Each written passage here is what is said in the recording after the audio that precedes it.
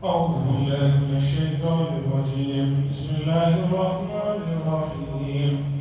حميم والكتاب المبين إنا أنزلناه في ليلة مباركة إنا كنا منذرين فيها يفرق كل أمر حكيم.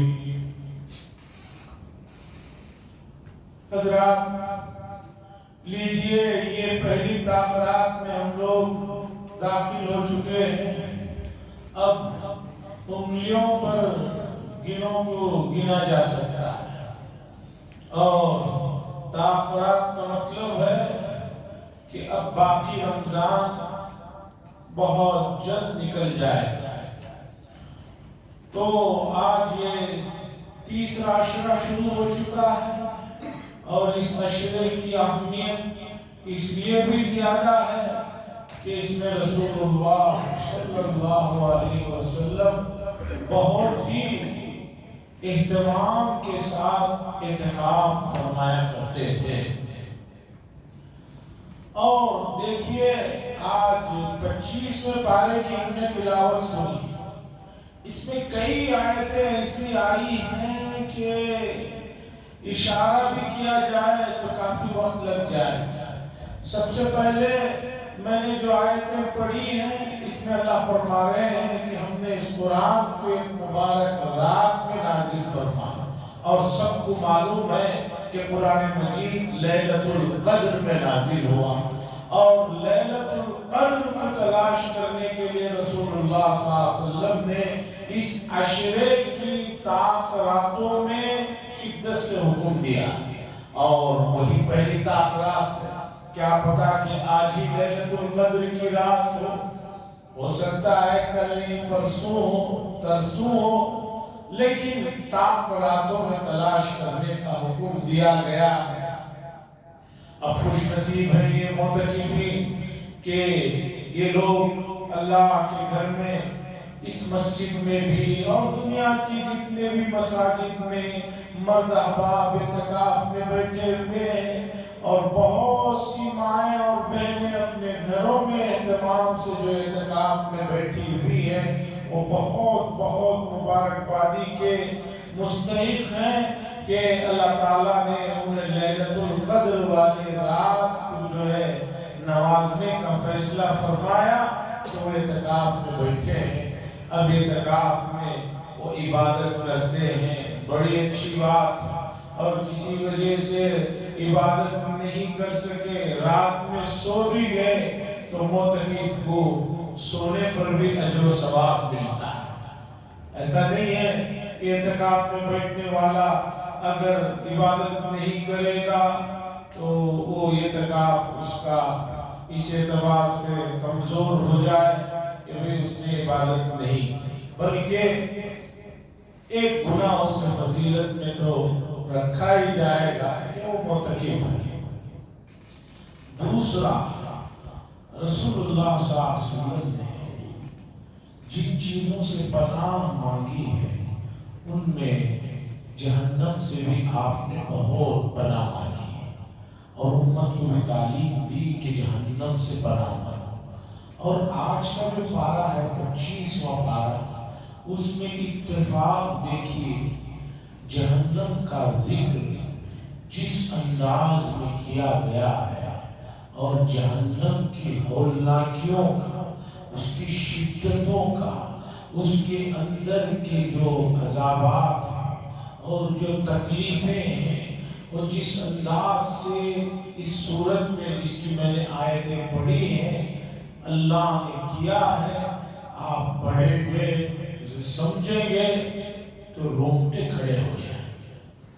اور عجیب اتفاق دیکھیے آج کے بارے میں کہ اللہ تعالیٰ نے جہنم کے اوپر جو مین کنٹرول کرنے والے فرشتے ہیں، ان کا نام ہے مالک. مالک کا بھی ذکر فرمایا. جہنم کا جو مین کنٹرول کرنے پر فرشتوں کو رکھا گیا، ان کے جو بڑے ہیں ان کا نام مالک ہے. ان کا بھی اللہ نے ذکر فرمایا. اور کیا ذکر فرمایا؟ تھوڑی سی بات وہ بھی آج آپ کو سناؤں. کیوں سنا رہا ہوں؟ اس لیے سنا رہا ہوں تاکہ جو ہے ہم نے جہنم کے سلسلے میں جو کچھ سنا ہے وہ بہت کم سنا ہے، اور جہنم ایسی نہیں ہے کہ اس سے آدمی پناہ نہ چاہے اور اس سے بچنے کی کوشش نہ کرے. آئیے سب سے پہلے مالک کا تذکرہ سنتے ہیں. وَنَادَوْا يَا مَالِكُ لِيَقْضِيَ عَلَيْنَا رَبُّكَ قَالَ إِنَّكُمْ مَاكِثُونَ. قیامت کے دن حساب کتاب ہونے کے بعد جن کو جنت میں داخل کرنا ہے ان کو جنت میں داخل کر دیا جائے گا، اور جن کو جہنم میں داخل کرنا ہے ان کو جہنم میں داخل کر دیا جائے گا. اور جہنم کی جو گہرائی ہے، اس کی جو شدت ہے، اس کا اندازہ اس سے لگائیے کہ ایک آدمی کو زیادہ سے زیادہ تکلیف ہو، اس کے لیے انسان کے اس جسم کو بہت بڑا بنا دیا جائے گا. اب یہ یہاں پر جو 6 فٹ کا آدمی ہے اور 50-60 کلو کا جو آدمی ہے ویسا نہیں رہے گا، بلکہ جہنم میں آدمی کو بہت اس کے جسم کو بھاری بنایا جائے گا. روایتوں سے معلوم ہوتا ہے کہ صرف ایک ایک ہونٹ جو ہے ایک پہاڑ کے برابر ہوگی. تو اب باقی جسم کا اندازہ لگائیں گے. قرآن نے ذکر کیا کہ جہنم کی گہرائیوں میں بڑا اندھیرا ہوگا، بہت اندھیرا ہوگا. اور روایتوں میں آتا ہے کہ جہنمی بھوک سے تڑپیں گے اور کھانے کے لیے کچھ مانگیں گے تو ایک پھل جسے زقوم کہا جاتا ہے، کانٹوں دار پھل جو ہے انہیں کھانے دیا جائے گا. یہ جب آیت نازل ہوئی تو مکے کے لوگوں نے کہا کہ وہ کیسا پھل ہے جو آگ میں پکے گا، آگ میں اگے گا. جہنم میں تو آگ ہوگی، اب وہاں پھل کیسے ہوگا؟ سوال کر لیا. اللہ نے فرمایا کہ ان کی آزمائش موجودہ زمانے میں افریقہ کے جنگلوں میں ایسے بہت درخت اور پھل ملتے ہیں کہ وہ آگ ہی میں جو ہے ان کی پرورش ہو رہی ہے. جیسے دوسرے درختوں کو پانی سے وہ پرورش پاتے ہیں، وہ درخت اور ان کے پھل آگ ہی میں پرورش پاتے ہیں. تو بہرحال ایک زقوم کا پھل ہوگا. پھل کیا کہیے اسے، وہ عذاب ہوگا، کانٹوں دار پھل ہوگا، جہنمیوں کو دیا جائے گا کھانے، اور بھوک کی شدت اور اندھیرے میں اسے وہ لیں گے اور کھا لیں گے. اب وہ کانٹوں کا جو پھل ہوگا جا کر حلق میں اٹک جائے گا. اب نہ باہر نکل سکتا ہے نہ اندر اتر سکتا ہے. پریشان ہو جائے گا. پھر یاد آئے گا دنیا میں کوئی چیز حلق میں پھنس جاتی تھی تو پانی پی کر اسے اتارا جاتا تھا. پانی مانگیں گے کہ بھئی پانی پلا دو. یہ کھانا تو اندر گیا نہیں، ایک اور عذاب بڑھ گیا. حدیث میں آتا ہے جہنمیوں کے جو جسم اتنے بڑے ہوں گے، ان کو جل جل کر ان کا خون پیپ پورا جو ہے ایک جگہ پر نیچے کے حصے میں جمع ہوگا.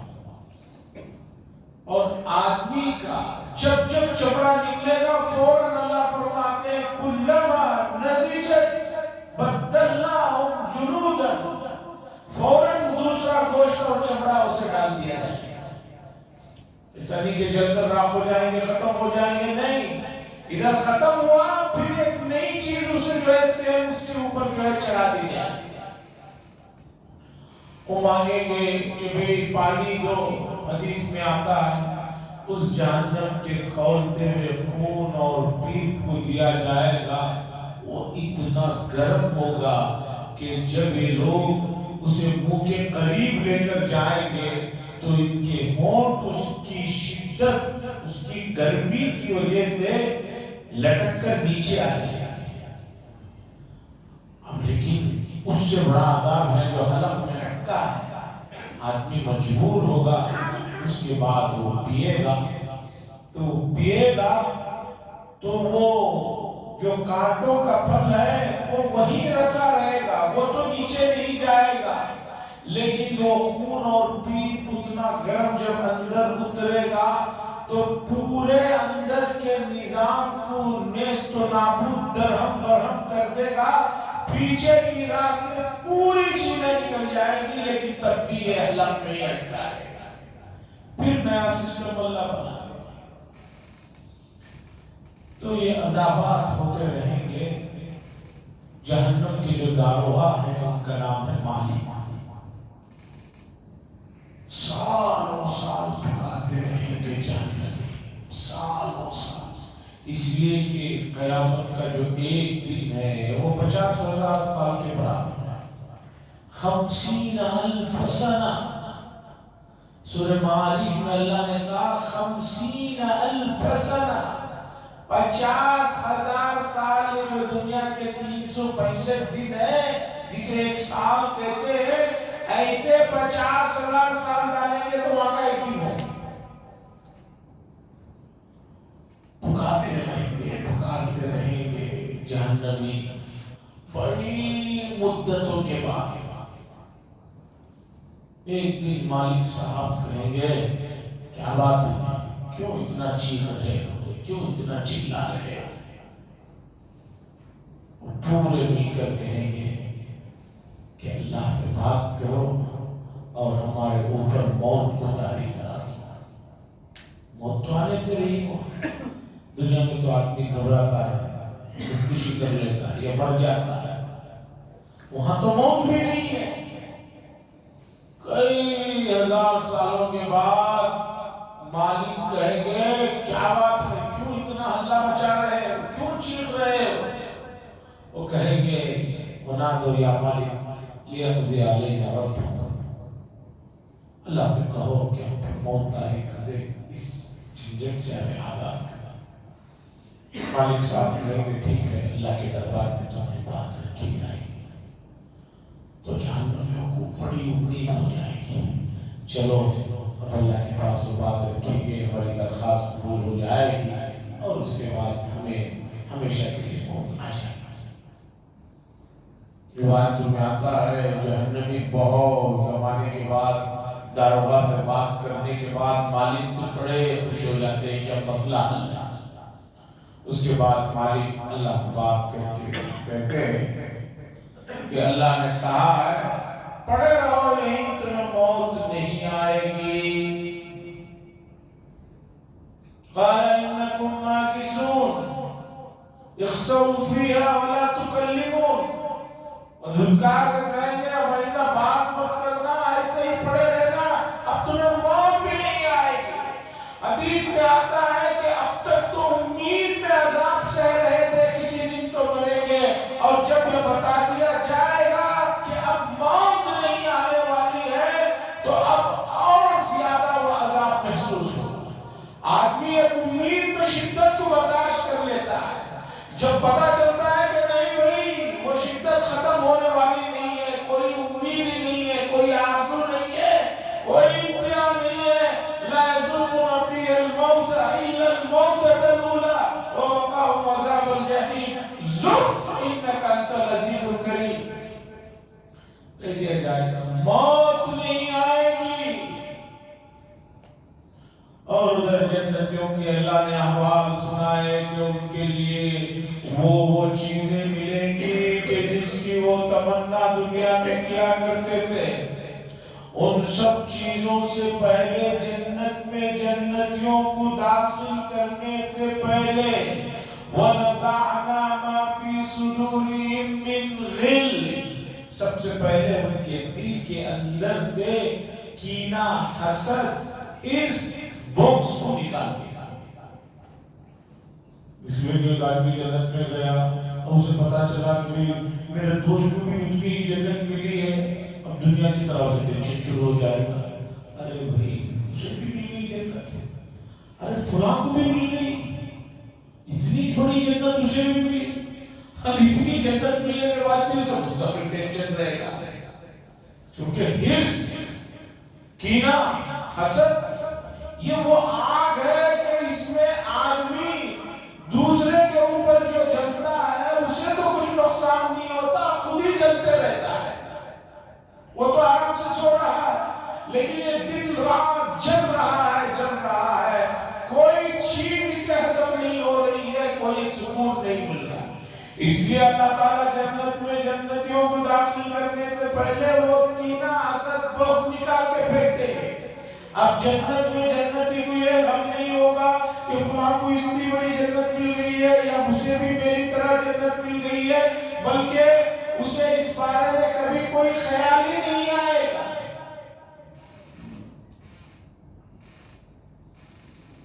پھر جنت کا قرآن نے ذکر کیا، وہاں کی نعمتوں کا، اور خاص طور پر انسان یہ چاہتا ہے کہ وہ کبھی بوڑھا نہ ہو۔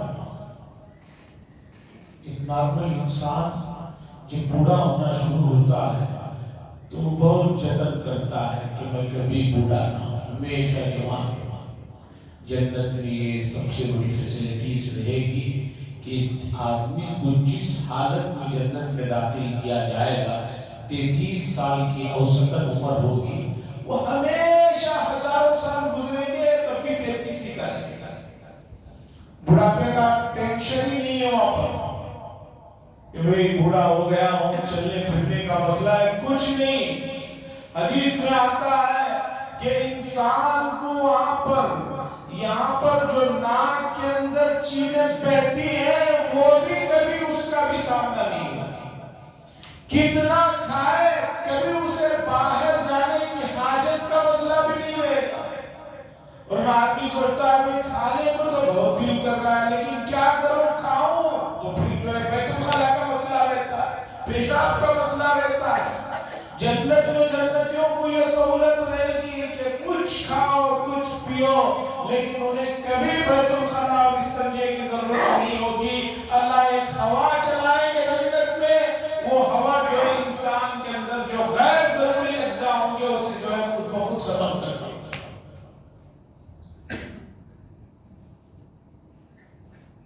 جنت میں دوسرا سب سے بڑا مسئلہ یہ رہے گا کہ آدمی یہاں بوڑھا ہونا نہیں چاہتا، وہ ہمیشہ جوانی رہے گا، اسی عمر میں رہے گا۔ اور اس کے علاوہ وہاں سب سے بڑی نعمت جو ہوگی وہ اللہ تبارک و تعالیٰ کی دیدار کا مسئلہ ہوگا کہ جس کا جو انداز ہے، حدیثوں میں جو تفصیلات آئی، اس لذت کو، اس نعمت کو، اس کمال کو کوئی آدمی یہاں محسوس ہی نہیں کر سکتا۔ اللہ تعالیٰ کا دیدار ہوگا، اور جو لوگ بڑے درجے کے ہوں گے وہ اور زیادہ بار بار دیدار ہوگا۔ اور تیسرا سب سے بڑا جو خوبی کا مسئلہ ہے کہ ایک مرتبہ جنت میں داخل ہونے کے بعد نکالا نہیں جانے گا۔ ایسا نہیں کہ بھی 2000 سال ہو گئے اب چلے گا تمہارا وقت ختم ہو گیا، نہیں، ہمیشہ ہمیشہ خالدین فیہا ابدا، ہمیشہ ہمیشہ رکھا جائے گا، کبھی جنت سے نہیں نکالا جائے گا، یا کبھی جو ہے تمہاری نعمتوں کو کم نہیں کیا جائے گا، بلکہ ہمیشہ تمہاری نعمتیں بڑھتی رہیں گی، تمہاری خواہشات اور امتیاز کے موافق رہیں گی، کم ہونے کا سوال نہیں۔ بلکہ حدیث میں آتا ہے کہ جنت میں سب سے آخری آدمی جو داخل ہوگا اور جو جہنم سے سب سے آخری مومن کو اس کے ایمان کی وجہ سے جو نکالا جائے گا، وہ واقعہ تو بڑا ہی پر لطف ہے۔ حدیث میں آتا ہے اللہ تعالیٰ رسول اللہ صلی اللہ علیہ وسلم سے فرمائے جو بھی آپ کے امتی گناہوں کی وجہ سے جہنم میں ان کو آپ نکلوا لیجیے، تو حضور صلی اللہ علیہ وسلم نکلوا لیں گے۔ ایک مدت کے بعد وہ نکلیں گے، یہاں تک کہ آخر میں ایک آدمی رہے گا جس کے گناہ اور نیکیاں برابر ہونے کی وجہ سے اسے جہنم اور جنت کے درمیان رکھا جائے گا۔ وہ جنت کے مزے دیکھتا رہے گا، دیکھتا رہے گا۔ وہ اللہ سے کہے گا کہ اللہ اللہ اللہ، ایک گزارش ہے، گزارش ہے۔ اللہ فرمائے کہ کیا ہے؟ وہ کہے گا کہ اللہ مجھے بس جہنم سے تھوڑا دور کر دیجیے، اس کی شدت، اس کی گرمی مجھ سے برداشت نہیں۔ اللہ فرمائیں گے بھائی پہلے وعدہ کرو، اس کے بعد پھر اور کچھ نہیں مانگو گے۔ وہ کہے گا کہ اس کے علاوہ کچھ نہیں مانگوں گا، بس جہنم سے تھوڑا دور مجھے کر دیجیے۔ اسے کر دیا جائے گا۔ ایک مدت گزرے گی، پھر شروع کرے گا رونا پلانا شروع کرے گا۔ اللہ پوچھے گا بھائی کیا بات ہے؟ کہے گا کہ اللہ اتنی مہربانی آپ نے کر دی ہے، تھوڑا سا جنت کے قریب کر دیجیے، وہاں کی تھوڑی ٹھنڈی ہوائیں آتی رہیں گی، تھوڑے وہاں کے پرلطف نظارے دیکھنا چاہتا ہوں۔ اللہ کہیں گے کہ ابھی وعدہ کیا تھا تم نے کہ عیدہ کچھ نہیں پوچھوں گا، ابھی پھر کہے گا کہ اللہ اب اور کوئی وعدہ، اور کوئی بات نہیں کروں گا، مجھے معاف فرما۔ اللہ فرشتوں سے کہیں گے ٹھیک ہے، اسے ذرا جنت کے قریب کر دیجیے۔ اب جنت کی ہوائیں آ رہی ہوں گی، وہاں کی لذتیں، وہاں کی خوشبوئیں، جب دنیا میں ایسی ایسی اعلیٰ درجے کی خوشبوئیں ہیں تو جنت کی خوشبوؤں کا کیا عالم ہوگا۔ ایک مدت گزرے گی، پھر رونا پلانا شروع کرے گا۔ وہ کہے گا کہ اللہ اتنی مہربانی آپ نے کی، بس دروازے کے پاس پہنچا دیجیے جنت کے۔ اللہ کہیں گے بھائی تم نے تو وعدہ کیا تھا اور کچھ نہیں مانگوں گا، پھر کیا یہ رونا پلانا؟ کہے گا کہ بس یہ لاش ہے، اس کے بعد نہیں۔ اسے جنت کے دروازے تک پہنچا دیا جائے گا۔ پھر ایک مدت تک وہاں رہے گا، مزے دیکھے گا اندر کے، اس کے بعد کہے گا اللہ اللہ اللہ۔ اللہ پوچھیں گے پھر کیا ہے تمہارا، پھر کیوں رونا پلانا کر رہے؟ تو کہے گا اللہ یہاں تک تو آ ہی گیا ہوں، ایک مرتبہ جنت میں گھس کر نکلنا چاہتا ہوں، یہاں تک آ ہی گیا ہوں، ایک مرتبہ اندر گھسنے دیجیے، دیکھ کر آ جائے۔ اللہ کہیں گے یہ کیا بات ہوئی، تم پھر وعدہ توڑ رہے ہو؟ وہ بندہ کہے گا، یہ بخاری کی حدیث ہے، بات کہیں آپ یہ نہ سوچیں کہ بھی ایسے ہی پیپر کی اڑانا ہو، قصہ سنا ایسا نہیں ہے، بخاری کی روایت ہے، سیاستہ کی روایت ہے۔ تو اللہ کہیں گے کہ بھئی وعدہ کرو، فرشتوں سے بھی کہیں گے کہ بھئی اس سے کہو کہ بھئی ابھی وعدہ کرے، ابھی بار بار جو ہے ہم سے اس طرح کی فرمائش نہ کرے۔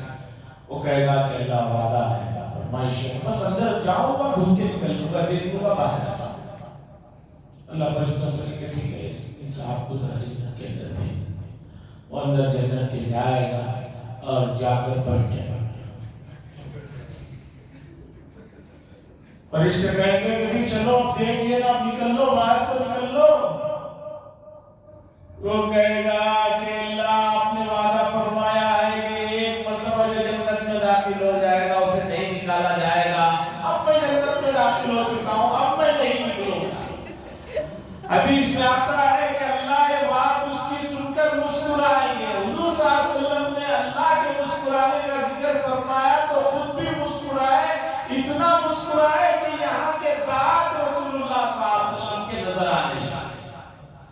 تو آخری جنتی کیا کرے گا؟ اندر گھس کے کہے گا آپ نے وعدہ کیا ہے کہ جو داخل ہو گیا اسے اور باہر بھیجنے کا کوئی سوال نہیں ہے، اب میں نہیں جاؤں گا، اب میں ہی ہوں۔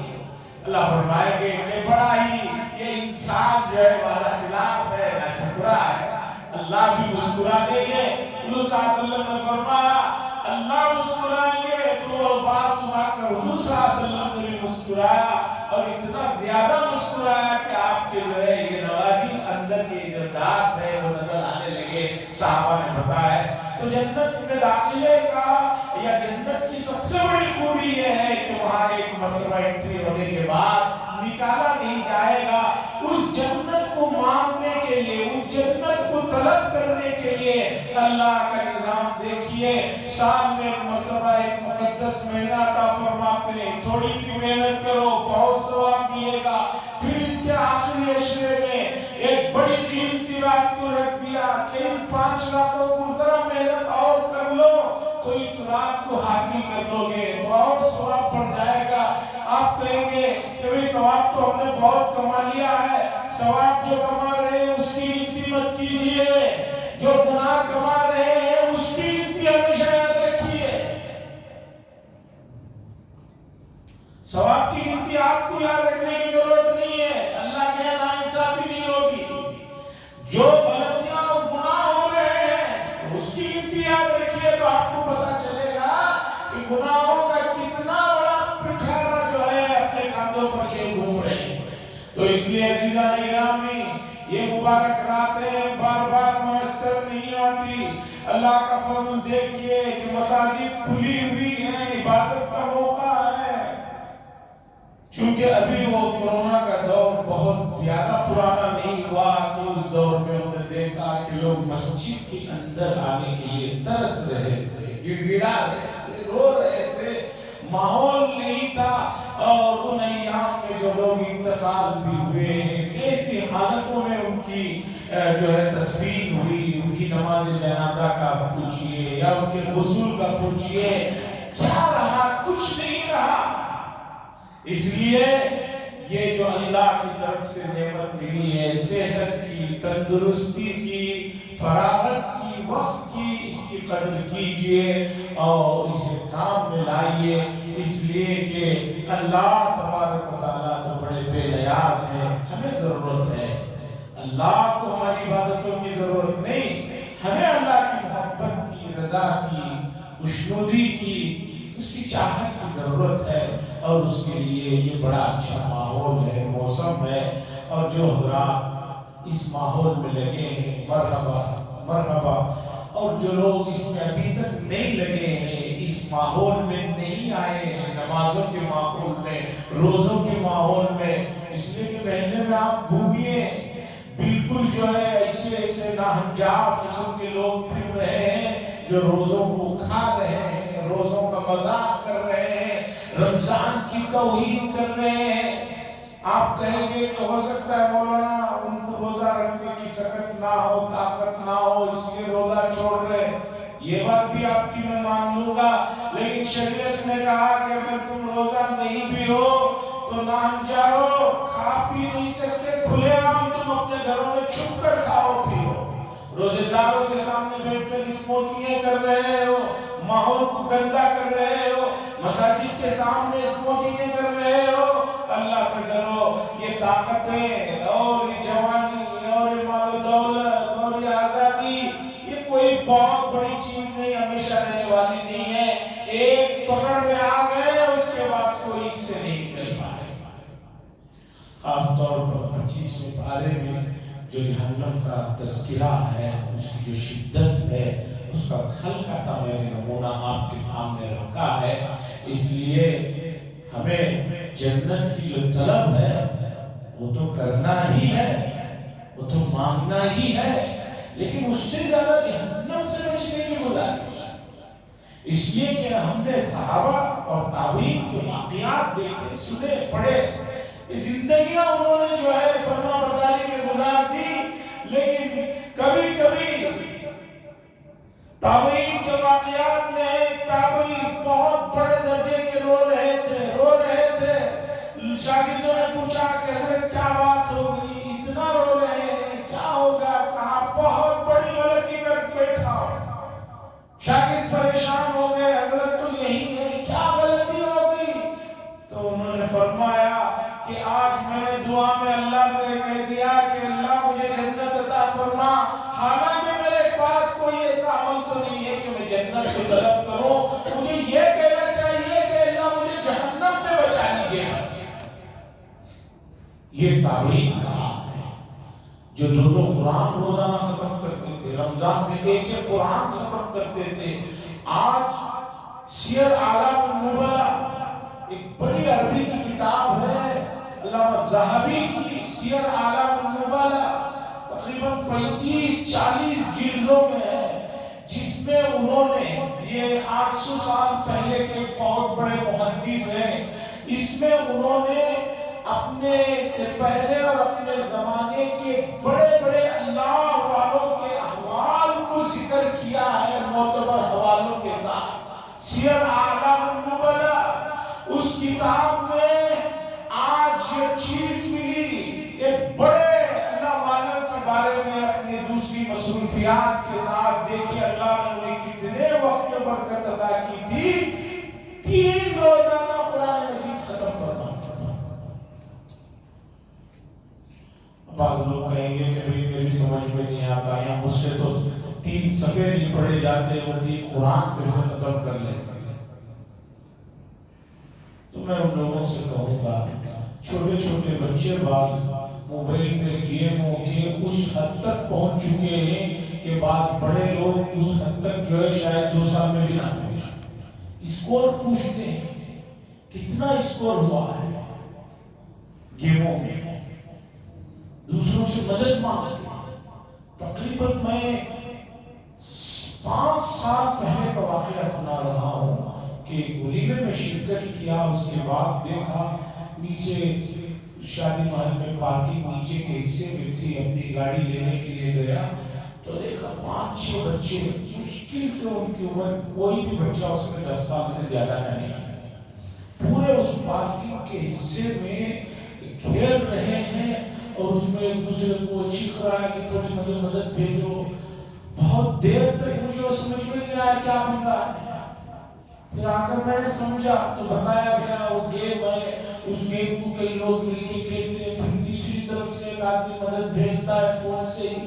وہ ولیمے میں کھانا پانی رشتہ داروں کو ملنا چھوڑ کر پارکنگ میں اس معمولی سی روشنی میں کھڑے ہوئے 10 سال سے کم عمر کے بچے، اور یہ واقعہ سنا رہا ہوں میں 5 سال پہلے کا، اور 5 سال میں ٹیکنالوجی کتنی ترقی کی ہے اور لوگ کتنا آگے بڑھ گئے ہیں، اسے مجھے سنانے کی ضرورت نہیں ہے۔ بچوں کے اندر دینداری کو لائیے، ورنہ جو ہے آگے کا جو زمانہ آئے گا خون کے آنسوں میں رونا ہوگا۔ وآخر دعوانا الحمدللہ رب العالمین۔